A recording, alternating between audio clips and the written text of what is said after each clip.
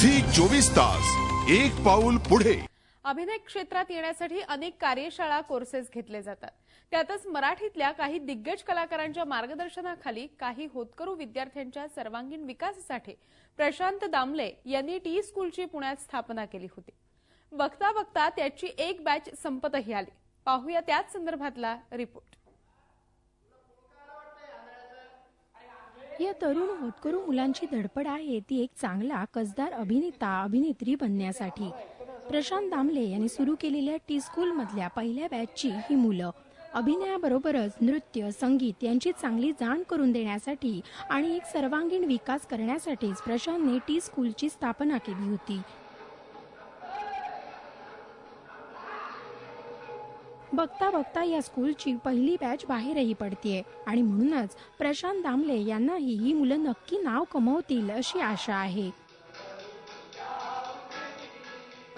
मला असं वाटतं की ही मुलं अतिशय शिस्तबद्ध गेले 4 महिने आमच्या बरोबर राहिलेली आहेत आणि उत्तम त्यांच्या पद्धतीने त्यांना जमेल तेवढं बाहेर काढायचा आम्ही प्रयत्न केलेला आहे।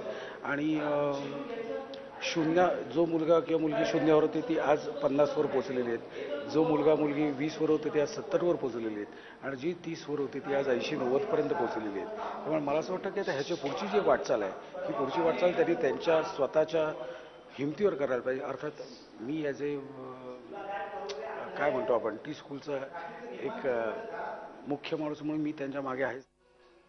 या टी स्कूलचा कितपत फायदा झाला असं विचारताच विद्यार्थीही भरभरून बोलू लागले। म्हणजे 4 लोकांसमोर बोलायला पण मला भीती वाटायची की इम्प्रूव्हमेंट झाले। मी फक्त ॲक्टिंग नाही, डान्स गाणं ह्या सगळ्याची आवड होती, पण कधी अशी शिकायची तिन्ही एकत्र शिकायची कधी संधी नव्हती मिळाली।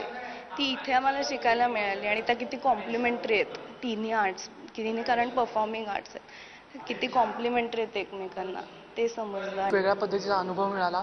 मुळातच सुरुवातच मुलाखतीनं झाल्यामुळे आणि दिग्गज कलाकारांनी मराठी चित्रपटसृष्टीतल्या घेतल्यामुळे खूप वेगळा अनुभव मिळाला मुलाखतीचा। त्याच्यानंतर कार्यशाळेत त्यामुळे नंतर त्याच्यामुळे निवड होण्याचा अतिशय वेगळा अनुभव होता आणि खूप काही शिकायला मिळालं। अनेक दिग्गज कलाकारांचे अनुभव ऐकायला मिळाले। एकूणच अभिनय हा शिकून येत नसतो, पण तो सादर करण्यासाठी ज्या टेक्निकची गरज असते त्यासाठीच अशा कार्यशाळा गरजेच्या ठरतात।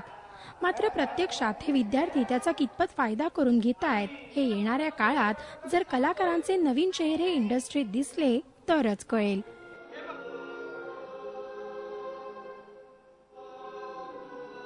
झी 24 ताससाठी पुण्याहून कैलास पुरीसह ब्युरो रिपोर्ट, मुंबई।